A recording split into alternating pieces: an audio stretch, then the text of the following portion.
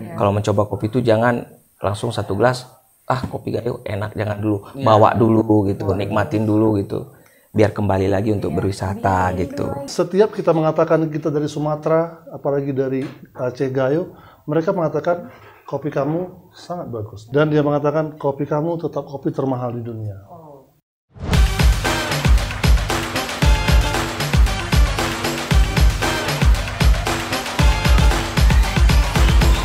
Aceh Tourism Podcast. Hai Sobat Wisata, selamat datang di Aceh Tourism Podcast. Ya, seperti biasa, Aceh Tourism Podcast ini sendiri akan bercerita keunikan dan keunggulan destinasi wisata yang ada di Aceh. Dan hari ini kita sedang berada di tengah kebun kopi. Tepatnya di mana? Di Seladang Kopi, ngopi di Kebun Kopi.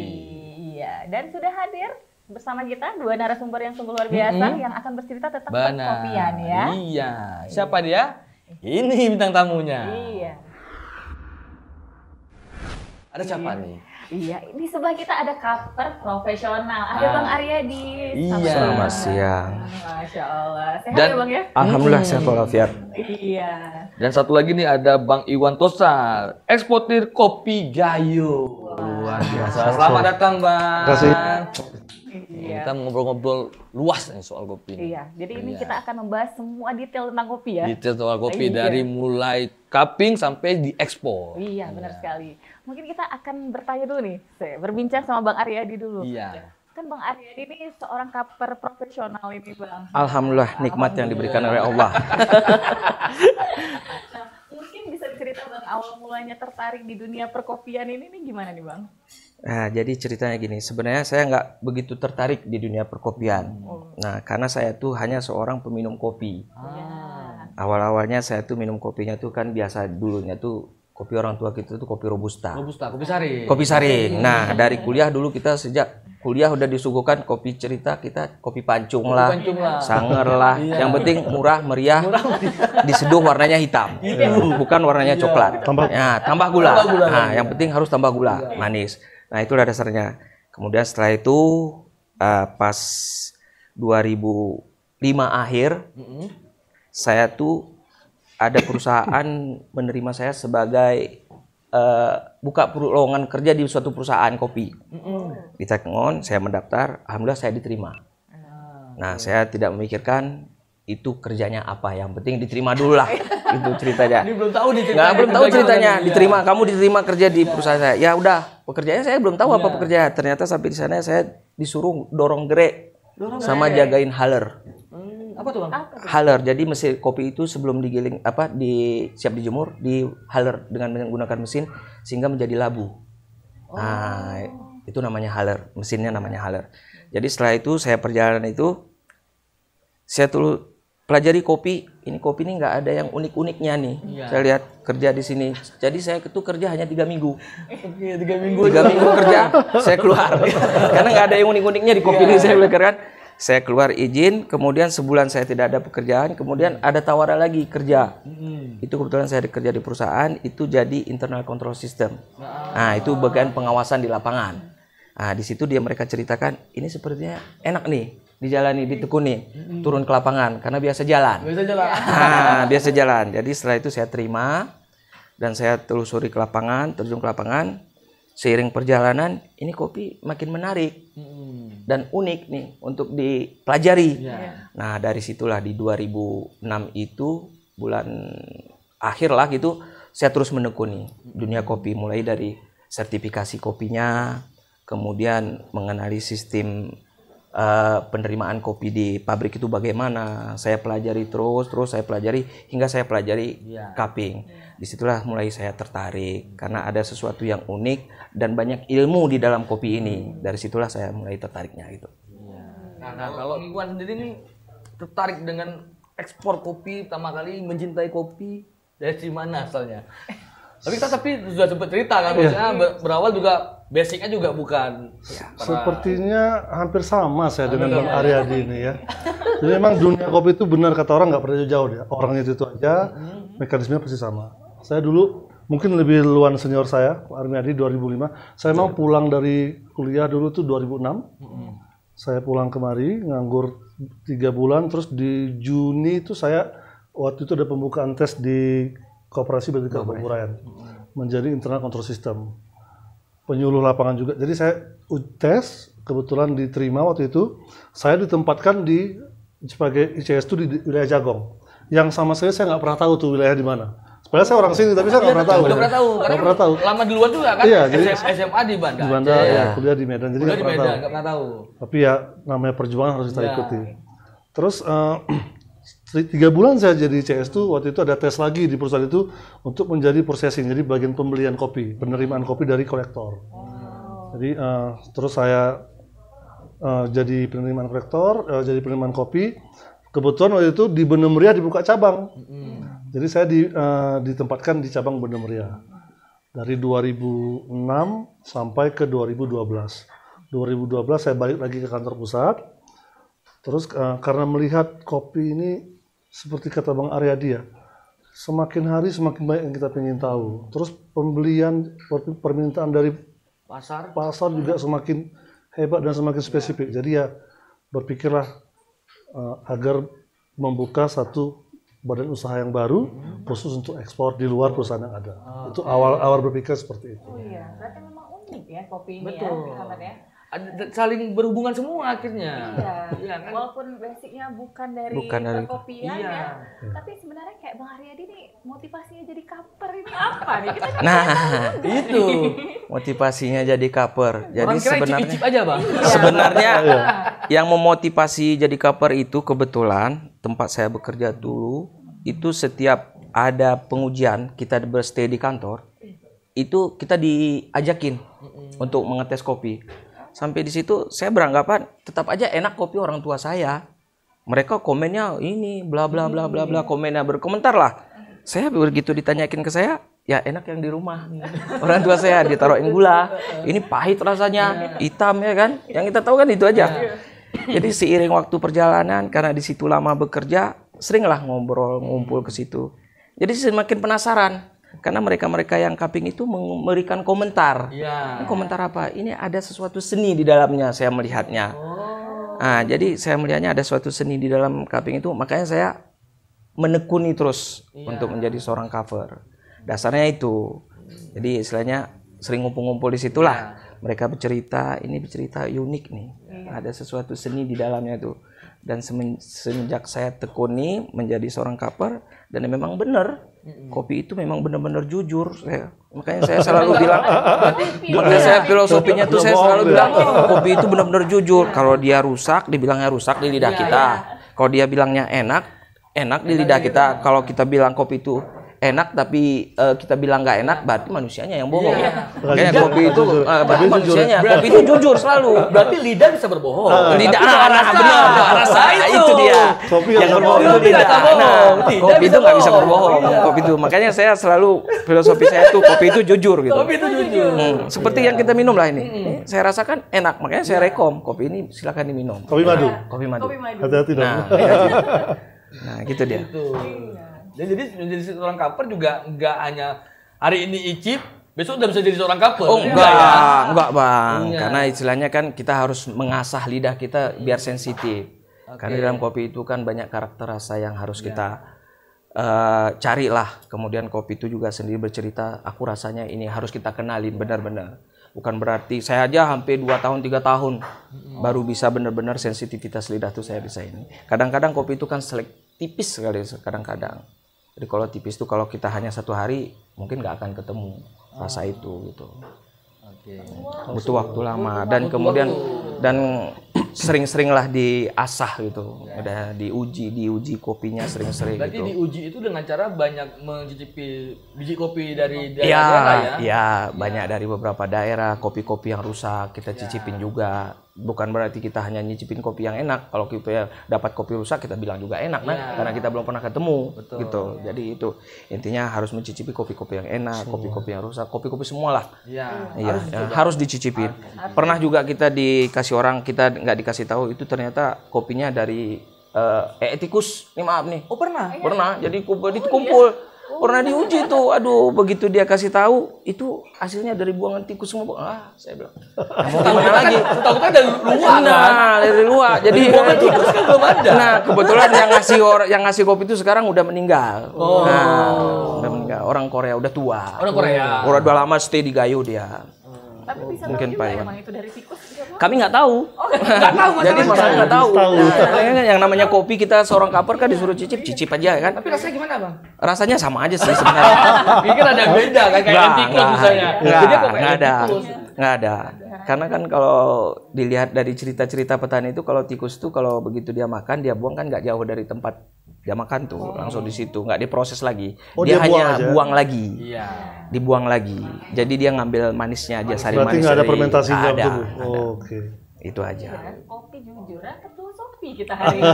Ada banyak sekali. Itu kayak tikus tadi kan juga hanya ada cari manisnya doang. Nah, cari manisnya doang. Ya, habis sempah. Habis sampah. Waduh. Habis manis sama dibuang. Itu. Itu dia. Habis manis kan tikus tadi ya manisnya habis dibuang ya. Dibuang. Gitu. Betul. Tapi benar, luak kan benar. seperti itu ya. Luak enggak? Luak itu bagus kok. Kalau dari Bang Iwan sendiri nih, mungkin Kak Ica mau tanya nih. Kan tadi udah motivasi Bang Aryadi kan. Mungkin ini Pak Iwan nih coba cerita motivasi jadi eksportir ya. Iya. Kenapa nih, Pak? Jadi mungkin dulu 2013 tuh saya disuruh pergi melihat expo ya.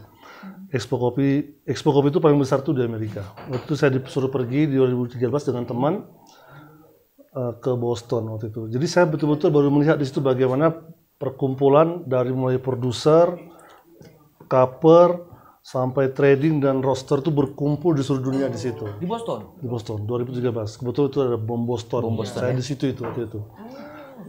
Jadi saya melihat ini kopi kita yang punya, tapi yang menentukan harga mereka.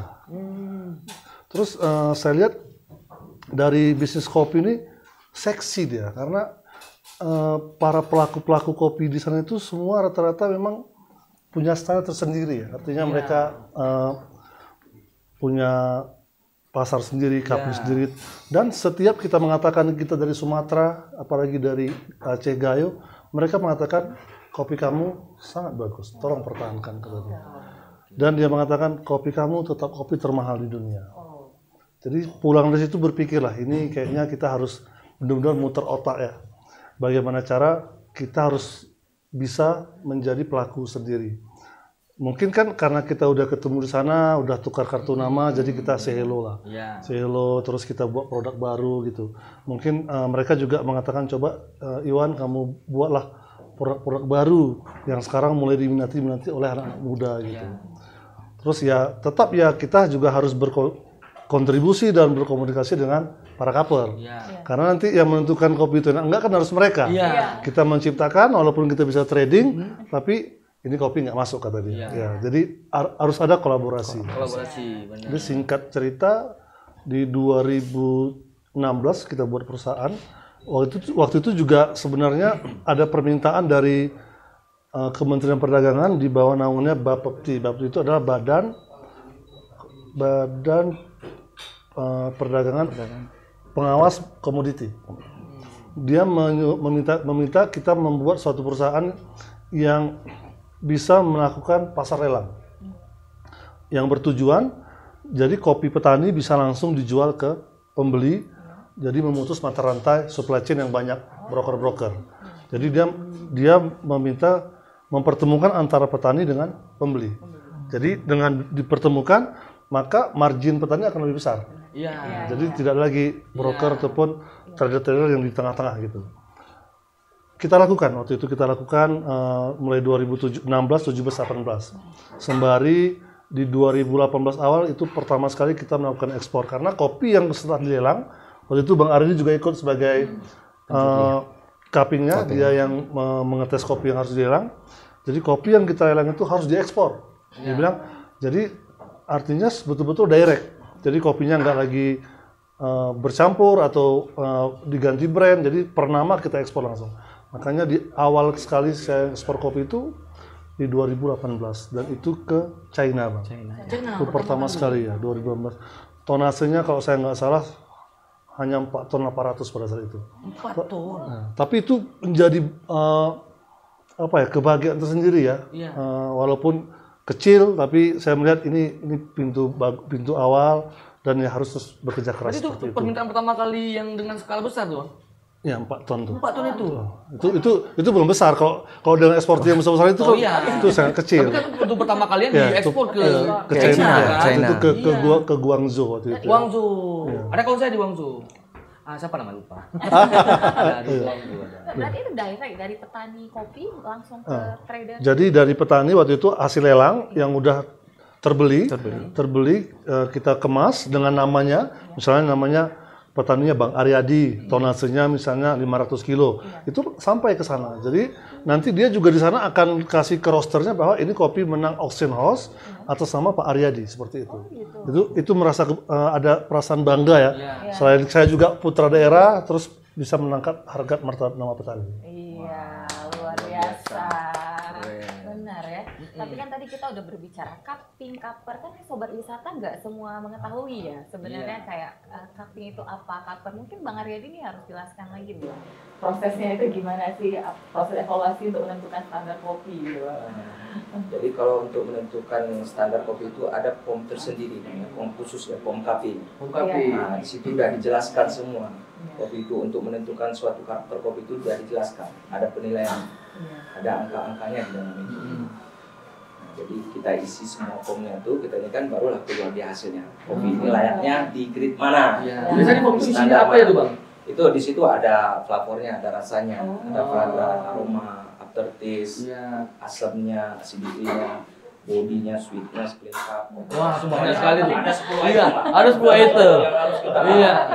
Jadi sobat wisata tuh harus tahu tuh. 10 item yang harus kita isi. Iya. Nah, dan itu harus wajib diisi. Ada 10 Dari situ yang ya. menentukan kopi itu bagus atau tidaknya, layak dijual spesialty atau tidak. Nah, di situ kita dapat karakternya, di situ kita cantumkan semuanya. Jadi ada standar tersendiri. Mungkin standarnya sekarang ini bukan diciptakan oleh Gaya Kepertin, tapi kita masih mengacu kepada standar SCA. Karena menurut kita tuh standar SCA itu standar yang mudah dipahami oleh semua orang banyak. Apa tuh SCA? Specialty Coffee Association. Kopi Association. Ya. Berarti memang itu standar internasional ya? Iya. Berarti ya. Nah, kalau permintaan sendiri selama ini gimana? Ini kan udah ada standar nih dari Bang Aryadi. Enaknya permintaan yang Bang Iwan ekspor ini yang paling banyak tuh jenis kopi yang gimana itu, Bang? Sampai hari ini memang Sumatera itu stylenya semi wash. Itu memang dulu mungkin ya saya cerita sedikit story-nya mungkin kalau salah tolong di sanggah Bang Aryadi. Kenapa diciptakan kopi semi wash itu? Karena di kita ini ketika musim panen musim penghujan. Jadi kalau di daerah negara lain musim panen itu musim kemarau, cuman di kita lah di musim panen itu musim penghujan. Jadi para pelaku kopi harus berpikir bagaimana di musim penghujan kopi itu cepat kering, cepat bisa dijual dan bisa dipasarkan. Maka diciptakanlah namanya semi wash, giling basah, bahasa kerennya giling basah, benar. Kalau bahasa mereka wet hulling. Sampai saat ini itu masih jadi favorit untuk kopi di luar negeri. Pun demikian, beberapa trader, importir maupun roaster itu sudah mulai meminta kopi-kopi yang spesifik. Contohnya sekarang kan ada kopi natural proses, terus dry hull. Dry hull itu sama dengan fully wash. Dia kopi yang dilakukan dengan fermentasi basah. Dan kalau dulu namanya kopi kering gading. Nama zamannya. Terus ada lagi sekarang wine proses. Ada honey proses. Sampai lagi spesifik yang mengatakan saya butuh long berry. Piberry ini katanya kopi lanang, kopi yang kalau diminum sama pria, ibu yang kewalahan katanya. Sama kopi lanang. Iya, itu kopi lanang. Lanang itu kopi laki-laki ya. Itu enggak. Harus tahu saya. Biasanya kan piberry itu yang sering untuk dijadikan oleh-oleh itu kan. Iya, karena itu biasa kalau menurut Bang Aryadi sebagai kapper itu kopi yang lebih strong dari taste-nya. Yang kopi lanang. kopi tujuh? Sebenarnya mitos saja sih sebenarnya. Sugesti aja ya. Sugesti aja. Tapi yang namanya kita berjualan itu sugesti itu perlu. Nah, di kopi Biar ini orang ada menarik. sugesti. Nah, seperti yang cerita Bang Iwan lah, kita harus banyak bercerita kalau Betul. di kopi. Kalau diam aja dia Iya. mungkin belinya juga Iya. bungkus gitu. Kalau banyak cerita kan bisa 10 bungkus. 20 bungkus. Betul. Ya kan? Jadi kopi itu bukan hanya dijual kopinya, tapi ceritanya juga harus kita Ya, jual. Story-nya bagaimana. Iya. Cerita kopi Piberi tadi seperti itu kan, kita kan menceritakan, wah ini ada bisa buat ibu kewalahan seperti Bang Iwan. Itu suatu nilai plus bagi penjualnya. Wah, Ya, jadi si pembeli pun juga- pembeli pun juga ini. Nah, karena kan Pantes untuk Ibu selama ini. untuk menarik seseorang itu kalau menurut saya itu dengan cara sugesti itu cepat kali orang tertarik. Iya. Benar, cepat kali saya orang tertarik. Itu Itulah. trik market. Trik market. Di market sekarang juga yang mahal itu adalah ceritanya. Ceritanya. Iya. Bukan dari sebuah suguhan kopi. Karena kopi kan nggak rasa itu nomor satu, Bang. Iya. Iya. Tapi cerita juga harus Cerita. dipoles Iya. dalam itu ya. Itu melengkapi. Melengkapi. Iya, betul. Jadi tadi kan Bang Arya dia ada cerita-cerita tuh, ada peminum, ada penikmat. Iya. Nah, Coba dijelaskan itu, Bang. Ini kita menemukan. Ya. sebenarnya Ini sambil ngomong boleh, Mas. Boleh. Kan kita mau cerita peminum dan penikmat. Ini peminum penikmat ya. Iya. sebenarnya kopi itu kalau saya pikir peminum dan penikmat sama-sama diminum kopinya. Cuman ada bedanya Nah, peminum. Nah, itu berarti orang yang hanya minum kopi apa aja kopinya hajar. Ya. Yang penting diminum kopi warnanya hitam. Boleh pakai gula, boleh enggak. Minum hajar. Ya. Mau dia dari low grade atau grade 1 atau kopi specialty ataupun ini yang penting minum. Beda dengan penikmat. Penikmat kopi dia harus menilai kopi itu sendiri. Begitu dia minum dia akan dia nilai. Nah, dan kalau dia menurut dia itu bagus, dia akan rekomendasi kopi Iya. ini bagus. Betul. Kalau dia minum itu kopinya nggak begitu bagus, mungkin dia nggak rekomendasi. Iya. Protes mungkin ya. Dia akan protes kemungkinan. Itu bagi penikmat.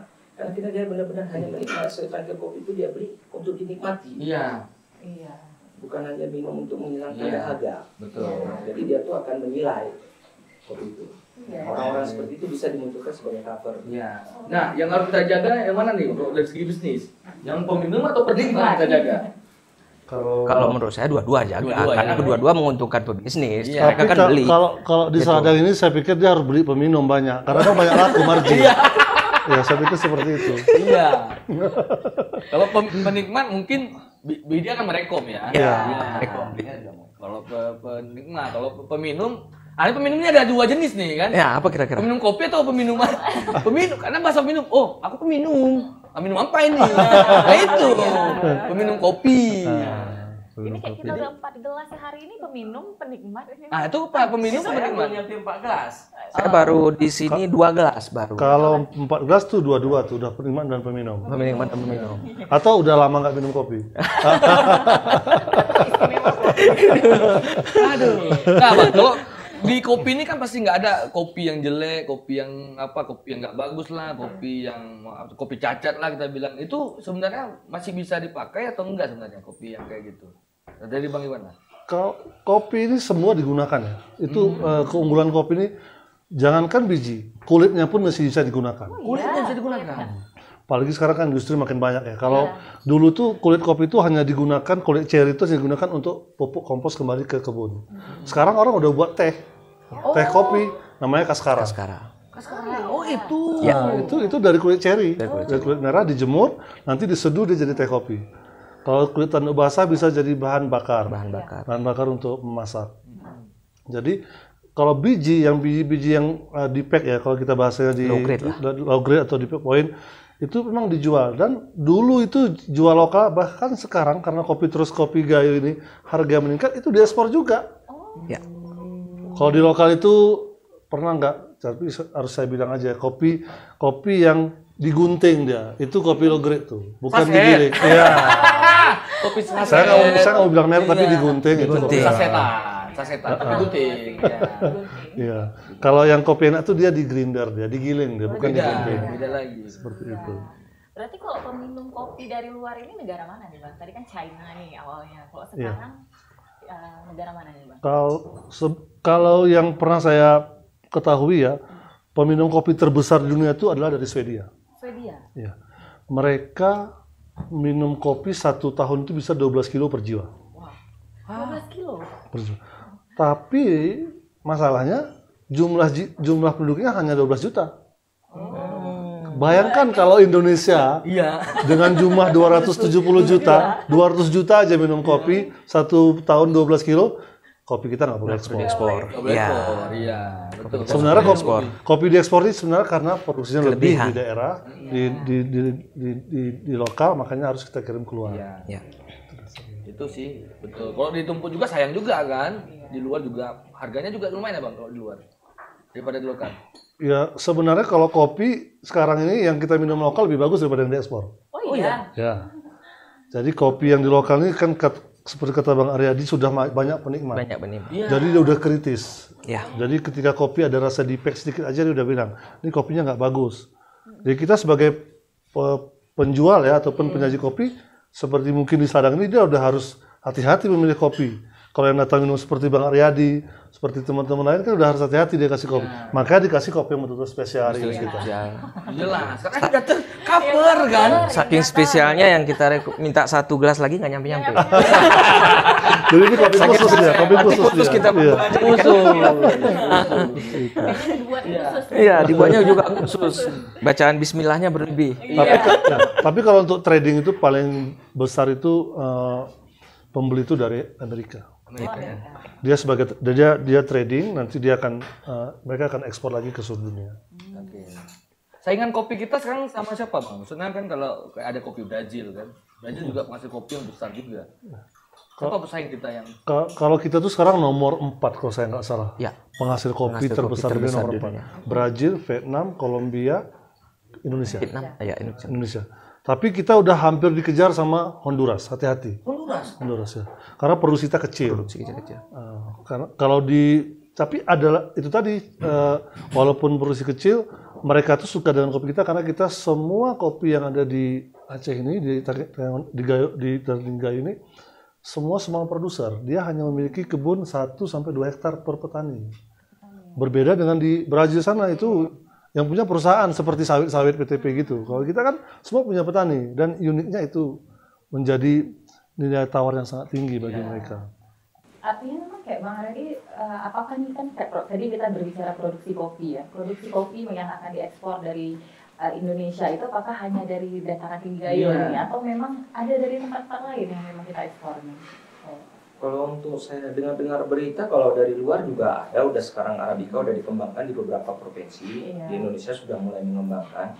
Dan kita lihat di event-event yang ada di Jakarta, itu udah hari beberapa provinsi juga udah mulai masuk kopi-kopi dari Arabicanya. Khusus Arabicanya, bukan hanya Robusta aja mereka unggulkan. Dengan mungkin mereka melihat Gayo itu Arabicanya bagus, bisa ekspor, mungkin mereka juga melihat itu dan mengembangkan hal itu. Tapi tetap kita lebih istimewa kira-kira? Sementara kita lebih banyak produksinya, saya nggak berani bilang istimewa. Gini ceritanya, Aku klaim. karena gini, kalau kita lihat di event-event itu, ya kan, bisa jadi tahun ini ada nama kopi Gayo di atas. Nah, apalagi yang kemarin saya dengar berita di Jakarta Kopi Week, itu Arabicanya Arabica Jambi nomor 1-nya, bukan Gayo. Gayo masuk nominasi. Jadi saya nggak berani bilang. Nah, tapi kalau produksi yang paling banyak itu di Gayo dan ekspor terbanyak itu di Gayo, itu saya berani bilang. Nah, jadi kalau terbaik itu tergantung kitanya. Masih mau yang terbaik, maka kita harus berbuat yang lebih baik. Itu aja tuh. Jadi Susut aman. Seperti Bang Iwan, ya kan? Dia mau ekspor berlanjut, maka dia harus buat kopi yang lebih bagus. Kalau bisa lebih bagus. Kenapa? Kalau saya lihat produksi kopi kita ini makin kurang, bukan makin meningkat. Biasanya kan satu problem ya, problem bagi eksportir lah, karena kebutuhan mereka mungkin minta banyak, eksportir nggak berani menawarkan dengan kuantiti yang lebih besar, karena itu tadi menilai. Nah, jadi dari situ kita sudah kuantiti kurang, kualitasnya lah kita jaga. Kualitas belajar yang penting. Jangan nanti kuantitinya kurang, kualitasnya nggak kita jaga. Nanti nama kopi Gayo itu akan tenggelam. Kalau hal itu tidak kita jaga. Betul sekali. Itu dia. kan kayak Bang Aryadi ini kan bergabung dalam Gayo Cover Team ya Bang ya. Nah itu sebenarnya awal mula terbentuk komunitas itu gimana tuh Bang? Nah kalau cerita itu panjang ceritanya. Oh ya. Iya. Singkat aja. Jadi cerita awal berdirinya Gayo Cover Team itu karena keseringan duduk seperti inilah. Iya. Duduk kami dari di GCT itu terdiri dari beberapa orang yang kerja di perusahaan, beda-beda perusahaan.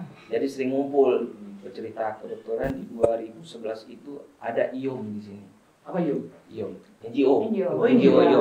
Di dalamnya itu ada namanya Justinus yang juga dia sering bergabung dengan kami ngumpul bercerita. Nah, jadi dari cerita itu saya juga cerita dari teman saya Pak Mahdi sama Bang Fitra. Ini juga cerita seorang cover ini rupanya. Karena mereka itu pernah nggak meloloskan kopi sampai diancam. Bang Mahdi itu sampai diancam, kemudian dia pulangnya itu dipepet motornya sampai dia jatuh ke jurang. Itu cerita Bang Mahdi sampai dia jatuh ke jurang. Kemudian cerita Bang Fitra pernah di penjara karena kopinya tidak dilewati. Itu posisinya di Medan, pernah di penjara. Jadi kami cerita itu oleh Bang Yusni dia menangkap. Ini bagus nih dikumpul orang-orang seperti ini. Cerita-cerita itu. Jadi dari situlah kita ngumpul-ngumpul. Ayolah kita bentuk organisasi. Organisasi apa? Nah, minimal kita bisa ngumpul cupping. Nah, bisa ketemu itu basic saya belum ada. Basic cupping saya belum ada. Saya datang ke tempat mereka tuh hanya melihatin mereka cupping aja. Cupping cerita aja orang tuh udah. Jadi setelah itu dibentuklah. Kita pun setuju membentuk itu, terbentuklah di Desember 2011 kalau nggak salah tanggal 9. Kita bentuklah itu Gayo Cover Team dari situ. Kemudian setelah kita bentuk ini ngapain kita? Ceritanya nih. Ngapain kita ceritanya kan nggak ada hasil, ya udah kita masuk aja ke kafe ngaping aja siapa sampel nggak perlu ya nggak perlu apa, jadi kita kaping kita sampel gitu kan. Kemudian oleh Bang Yus ini dia buatlah satu proposal ke Oxfam kebetulan dari Papua di 2012 bulan 5 itu kita datang kunjungan dari Papua yang mendampingi kebetulan Gayo Cover Team. Nah, menceritakan tentang kopi, mengajarkan cupping ke mereka. Nah, disitulah mulai kita dikenal. Nah, mulai kemudian barulah kita Gayo Cover Team ini mulai berpikir ini peluang. Peluang apa yang harus kita buat. Nah, di situ kita buat pertama kali itu hologram. Nah, jadi kita nggak menjual hasil cupping dulu, kita menjual hologram dulu dasarnya kita buat hologram. Tapi mana yang mau buat hologram kita? Nah, kita yang ngawasin produknya. Nah, kebetulan itu ada 2 kopi yang produsen kopi yang memakai hologram kita. Jadi kita berjualannya dengan hologram dulu. Dengan hologram, sering perjalanan waktu, nah barulah kita mulai berkembang. Hologram itu yang ini ya, Bang, yang ada ya coklat Kita kebetulan warnanya silver, ditutup bersegel. Untuk segel produk lah. Hologram untuk segel produk. Nah, jadi tandanya itu sudah diuji. Nah, kalau udah disegel berarti itu diuji produknya. Nggak usah diragukan lagi, diuji oleh dari seperti. Luar biasa. Cerita gitu, itulah kemudian saya pun mulai tekun lah ngaping sampai sekarang ini. Artinya pengalaman harus banget. Pengalaman. Berapa tahun berarti udah? 2011 kita 11 tahun ya. 11 tahun. Mau 11 tahun ya. 11 tahun. Organisasi dari kecil yang sampai sekarang bisa dikenal di dunia lah. Karena sampai ke luar negeri itu orang udah tahu di Gayo itu ada Cover Team. Komunitas. Cover Team. Iya ya. Kalau Bang Iwan sendiri melihat ini komunitas organisasi ini gimana nih Bang? Keberadaannya ini. Kalau Gayo Cover Team dari 2016 saya udah harus bekerja sama dengan mereka ya. Karena kan untuk ekspor ini dia yang pertama sekali sebelum kopi kita kan kirim sampel dulu. Itu namanya PSS ya, Pre-Shipment Sample. Sebelum sampel kita kirim, kita udah cupping dulu nih. Jadi kita cupping, nanti kita akan, kata Bang Aryadi, kita buat form, kita catat. Sampel itu kan mewakili barang yang akan kita kirim. Sampel kita kirim lah keluar dengan rentang waktu mungkin 1 minggu sampai 10 hari. Dia cupping, nanti dia akan berikan feedback. Apakah kopi ini approval atau di reject. Ketika nanti approval, kita minta note cuppingnya dia juga untuk penyesuaian kita di sini. Jadi supaya ke depan ketika kita mau ekspor lagi kopi ke dia, kita udah tahu nih seleranya dia ini seperti ini gitu. Misalnya Ica suka pedas, kalau abang ini suka yang manis gitu. Karena orang Jawa ya mungkin. Manis. Manis. Jadi itu mungkin intinya Gayo Kapper Team yang notabene menjadi asosiasi yang independen sampai hari ini sangat dibutuhkan untuk dunia usaha kopi. Iya, berarti memang kita akan mengadaptasikan ya, atau mungkin melihat pasar permintaannya gimana ya. Jadi sudah di-approve di sana, nanti kita akan menyesuaikan ya. Iya, menyesuaikan. Karena sekarang dari kita beli kopi dari pengumpul, dari petani pun kita harus uji dulu. Jadi nggak hanya lihat fisik. Jadi kita tetap uji ya, walaupun secara asalan ya. Tetap kita uji, artinya jangan ada negatif di kopi itu. Jadi dengan kita buat filter, jadi pengumpul ke petani juga dia akan membuat filter yang bertujuan kopi ini supaya jangan salah dari proses hulu. Dari awal kalau dia udah prosesnya benar sesuai prosedur, kopi itu pasti enak. Pasti enak. Berarti prosesnya dari tumbuh kembangnya itu tetap harus diperhatikan. Harus dikontrol. Iya. Berarti dari petani juga ya? Iya, jadi harus dikontrol. Jadi petani petik, habis petik dia harus giling, nggak boleh ditunda. Habis itu cucinya harus bersih, jemurnya harus sesuai di matahari. Nanti halinnya juga harus benar kadar airnya. Jadi itu kan diedukasi terus ya. Jadi mungkin kita harus ke bawah turun untuk mengedukasinya. Kalau sekarang hampir rata untuk negatif kurang, kecuali karena cuaca. Karena cuaca hujan mungkin agak fermented sedikit. Tapi nggak negatif lah tuh Bang. Masih positif lah. Itu. Udah istilahnya yang negatif dulu udah mulai berkurang. Dulu banyak negatifnya. Sudah semakin pintar, semakin pintar. Semakin banyak cover semakin pintar. Jadi kalau dampak positifnya nih Bang, untuk cupping ini, proses cupping ini untuk petani kopi sebenarnya apa sih Bang nih? Nah, dampak positifnya gini. Dengan adanya pengujian cita rasa kopi ini, kita bisa mengetahui kesalahan itu di mana. Apakah di petani atau di prosesornya. Kalau kesalahan di petani, petani itu akan memperbaiki. Contoh lah, dulu-dulunya nggak ada cupping. Iya, dulu jadi kopinya tuh sembarangan. Mereka tunda giling 2 hari 3 hari. Aku kopi itu apakah ferment ataukah moldy ataukah udah rusak, mereka nggak tahu. Jadi yang penting fisiknya bagus udah. Berarti masih bentuk biji, warnanya hitam, hijau warnanya jual. Jadi dengan seiring waktu pembeli itu kan semakin pinter. Kopi yang di-reject itu nggak kita beli. Nah, jadi dengan munculnya kita scupper, kita penguji, kita beritahu ke petani, kamu nggak boleh lagi buat kopi seperti ini, harus seperti ini, karena kopi kita ini lambat laun kan akan dikenal oleh dunia dan diminum oleh banyak orang. Kalau kita seperti ini terus, nanti kopi kita kan nggak akan dibeli orang. Alhamdulillah seiring waktu perjalanan adanya kita, kebetulan kita misinya dulu menjadikan kopi Gayo itu warisan dunia di 2014. 2014 kita menjadikan. Alhamdulillah kita berjalan di Gayo aja sebelum 2014 kopi shop itu udah tumbuh banyak. Roaster itu udah tumbuh banyak sebelum 2014. Jadi kami itu merasa ini suatu keberhasilan bagi kita. Nah itu dia, jadi ke bawah juga yang dulunya image-nya negatif terhadap kopi Gayo yang rasanya earthy, permen itu udah nggak ada lagi lah. Karena kan Arabica, dan kita kurangin. Arabica itu mulai penjualannya semakin besar tuh di tahun 2013-an tuh kalau nggak salah di Banda Aceh ya. Karena kan Robusta yang di mana-mana itu. Akhirnya, merubah paradigma dari Robusta ke Arabica nih. Apalagi dulu belum ada tuh espresso kan belum ada. Semua saring ya. Semua saring. Iya. Akhirnya mulai teredukasi juga para petaninya juga. Dan berkembanglah sampai saat ini. Dan istilahnya petani itu bisa menjual nilai kopinya itu dengan harga khusus, dengan perlakuan yang bagus gitu. Kita edukasi juga. Gitu. Dan kita juga pada saat itu sering melatih petani juga. Kita beritahukan ke petani, kopi bagus itu bagaimana prosesnya gitu. Ini dengan ketinggian juga berpengaruh ya. Dari ketinggian dataran dari apa? Dari segi rasa. Dari segi rasa kalau ketinggian sangat berpengaruh. Pelindung juga pengaruh. Ketinggian juga berpengaruh. Gitu. Ini kan karena kita berbicara di kopi dan kita berbicara konteks wisata. Nah, ini seberapa besar nih menurut Bang Iwan bisa menarik wisatawan nih dari kopi? Dari kopi. Dari filosofi udah banyak. Nah, ini gimana sih? Kan tadi ekspor. Mungkin kan ada keinginan juga nih Bang Iwan untuk menarik wisatawan luar dari dalam nih. Pasti sekarang semakin banyaknya berkembang kopi ini, yang banyak anak muda dengan dunia usaha menjual wisata di media sosial. Kita melihat kan Jadi cerita kopi ini sangat dekat dengan wisata ya. Iya.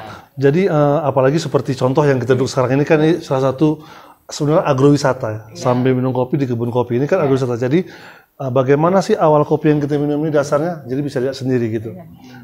Apalagi disajikan benihnya, terus buahnya, apalagi Seladang sudah menyiapkan roastery ya, roastery. Jadi kan itu edukasi yang bagus untuk wisatawan ya. Dan saya melihat memang mungkin sudah hampir 5 tahun ini untuk destinasi wisata kunjungan kemari itu sangat luar biasa sekali meningkat. Yang pertama ya didukung juga mungkin iklim. Yang pertama cuaca di sini kan ada mata yang kadang dingin, mata yang hijau-hijau gitu kan. Terus bawaannya lapar gitu. Terus makan gitu kan, minum kopi. Jadi terus ditambah lagi cerita kopi. Jadi kopinya kopi yang ada di sini itu adalah kopi yang mendunia. Ditambah lagi setiap tahun itu ya, mungkin di akhir 2020 2021 tuh nggak ada wisatawan mancanegara. Tapi kalau sebelum itu, ketika setiap tahun itu di musim panen harvest time itu mereka berkunjung, pasti itu. Mereka berkunjung. Nanti terkadang kemarin kita di bulan Oktober ya ada tamu di awal itu dia sampai bawa keluarga dan neneknya. Saya tuh punya buyer, dia di Swiss, dia mau berkunjung balasan kemari, tapi dia bilang, Iwan saya boleh nggak bawa keluarga, sekampung aja bawa, saya bilang. Ya kan, karena kan pasti berputar ekonomi di sini kan.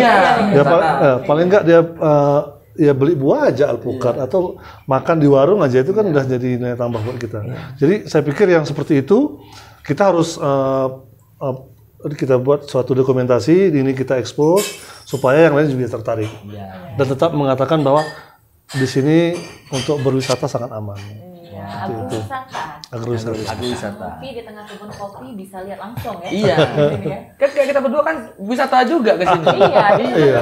Sambil ngobrol-ngobrol. Pendatang ya. Ya, tapi kan senang lah kita kan di sini kan. Orang kaya bisa kita di sini kan.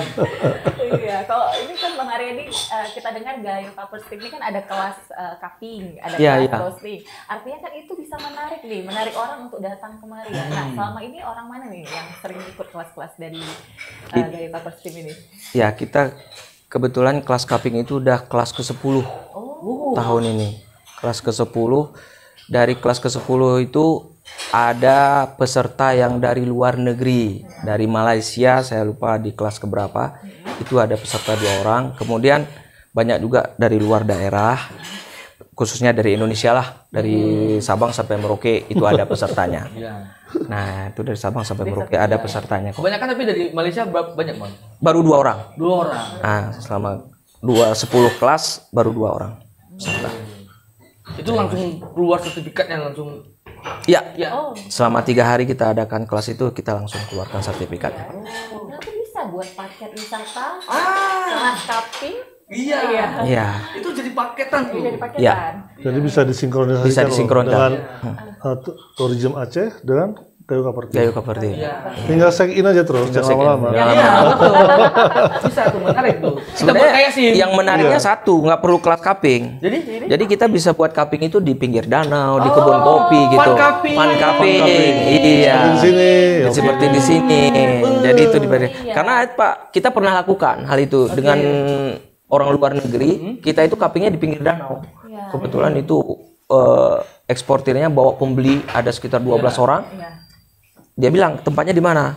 Ditanya ke kita. Jadi kita bilang pinggir danau. Kita cari tempatnya. Kebetulan kita pakai di Bayak Mi Kopi hari itu karena pas view-nya di pinggir danau. Nah, jadi dia bawa cupping. Dia itu sangat apresiasi sekali. Dan dia sangat suka kopi yang nggak enak juga dibilang enak. Gitu. Karena suasana hati. Suasana hati. Sangat pengaruh. Benar. Suasana hati sangat pengaruh. Nah, karena dengan angin sepoi-sepoi. Approve nih. 2 kontainer upload. Jadi bagusnya Bang, kami saran Bang Iwan untuk eksportir bagusnya buat di pinggir danau biar suasana hatinya menyenangkan. Suasana hati. Pasti itu. Biasanya dia nulis 2 kontainer bisa jadi 4. Salah tulis ya. Salah tulis. Nah, Karena faktor senang hati tadi, suasana hati terbawa. Benar. Terbawa suasana hati. Benar. Iya. Jadi kan kalau misalnya biasa pengunjung datang ke Gayo ini kan mungkin 1 atau 2 hari lah. Iya. Tapi dengan cupping pan cupping. Pan cupping. Dia penasaran tuh. Penasaran ya benar. Besok dia coba lagi. Akhirnya bisa seminggu kan? Iya. Akhirnya dia cek tahu lebih. Akhirnya dia minta permintaan kopi lebih banyak akhirnya. Iya. Amin. Iya. Itu dia benar. Iya. Benar sama tapi itu ya. Iya. Jadi nggak hanya paket wisata, ekspor juga, jalan juga makin ini ya. Aduh. Dengan kopi kita bisa bersaudara. Iya. Kan gitu. Betul. Dengan kopi kita bisa bersaudara. Tambah lagi. Filosofinya tambah lagi. Filosofi apa lagi? Catat ya. Jadi itu ya. Nanti teman-teman sobat wisata catat tuh. Iya, dengan kopi kita bisa bersaudara. Iya. Udah bersaudara kita, Bang? Sudah ngopi, sudah bersaudara. Kalau enggak kita kan ada jaga jarak ngobrolnya. Oh iya. Nah, ini kan enggak begitu jaga jarak ngobrolnya. Jadi udah. Oke. Mungkin ini ada Mau sampein apa iya, nih? pesan ini kan sobat wisata kita nih dari seluruh Indonesia Yang ya. dari penikmat kopi sampai pecinta kopi ya. Iya. Coba Iwan dulu nih Iya, mau dari sampein. Iwan. Oke. Pesannya nih. Mungkin pesannya seperti ini. Artinya intinya kalau pingin menikmati kopi ada di tengah kopi datanglah ke Takengon. Wah. Ya. Dan jangan lupa pulangnya bawa oleh-oleh kopi juga. Bawa Iya, oleh-oleh kopi. benar. Wajib itu. Wajib. Wajib. Kopi itu nggak mahal tapi nikmat. Iya. Disajikan pun juga gampang kan, nggak harus gaya barista gitu untuk menyajikan kopi. Iya. Dan kan ada penelitian yang mengatakan bahwa kopi itu bagus dikonsumsi dari umur 12 tahun sampai umur 80 tahun. Karena katanya kopi juga bisa menghilangkan Parkinson. Jadi yang agak lupa-lupa, yang agak ini dengan sering cupping jadi sehat ya Bang. Iya. Contohnya Dennis. Dennis Parkinson tapi dengan cupping terus dia semakin hari semakin sehat. Tapi please tanpa gula. Tanpa gula. Karena kopi udah manis. Coba lihat kami orang sering minum kopi manis. Bang Ardi manis. Oh, manis. Semua manis. Karena kan di kopi udah ada gulanya 25% ya Bang. Iya. Iya. Udah ada Jadi kandungan kopi selalu ada sweetness. fruktosanya. Jangan kita pikirkan di kopi itu manisnya tuh manis gula. Manisnya Iya. tuh khusus. Kita kan manis tuh pasti gula. Bukan. Manis tuh ada spesial sendiri ya. Iya, banyak filosofi berarti ada sweetness, Iya, bersaudara, betul. unik. Tadi seksi juga ya, Bang ya. Seksi. Dan jujur, nah mungkin nih dari Bang Aryadi nih apa nih pesan buat sobat wisata kita? Nah, pesannya satu aja. Kalau main-main Dua lah, ke Bang. pinggir Satu. danau, Jangan satu. Baik-baik. dua boleh lah. Kalau 2 nanti bisa jadi lebih. Jadi kalau main-main ke Takengon itu seperti yang Bang Iwan bilang, jangan lupa beli kopi. Iya. Karena apa? Kalau nikmatin kopi secangkir, 2 cangkir itu mungkin belum terasa. Harus belum kilo. terasa. Harus sekilo, 2 kilo gitu. Jadi begitu dibawa, sahabat wisata akan kembali lagi. Ternyata kopi yang saya minum di sana, saya bawa kemari, kok beda ya suasananya. Saya harus kembali lagi. Itu. Jadi kita coba itulah. Kalau mencoba kopi itu jangan langsung 1 gelas. Kopi Gayo enak, jangan dulu. Bawa dulu gitu, nikmatin dulu gitu. Biar kembali lagi untuk berwisata gitu. Biarin Rindu lagi. Kopi membuat rindu. Kopi buat rindu. Iya, wisata. Datang lagi. Kopi membuat rindu. Kopi buat rindu. Jangan rindu tapi berat nanti, Bang. Balik aja. Karena kan kita lihat nih kan kopi itu kan hitam. Hitamnya kopi itu dia akan memberikan sesuatu yang putih bagi kita. Itu lagi. Pahitnya kopi itu akan memberikan sesuatu yang manis bagi diri kita. Ya gitu ya kan. Maka ngopi lah ya. Maka ngopi lah. Ngopinya di mana? Tentunya di Gayo. Di Gayo. Luar biasa di kebun kopi. Kopi, gitu Baik, dia. terima kasih Mbak Riyadi.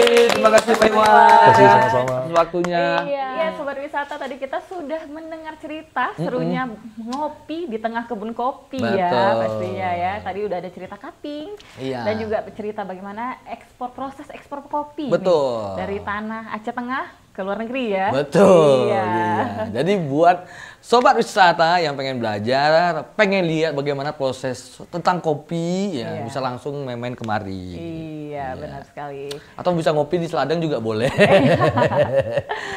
Ya, sampai ketemu di episode selanjutnya tentunya dengan cerita yang unik dan kelebihannya sendiri dari daerah destinasi wisata di Aceh tentunya. Iya, kalau gitu saya Rama Soat. Dan saya Gita Melisa. Kita berdua pamit undur diri. Wassalamualaikum warahmatullahi wabarakatuh.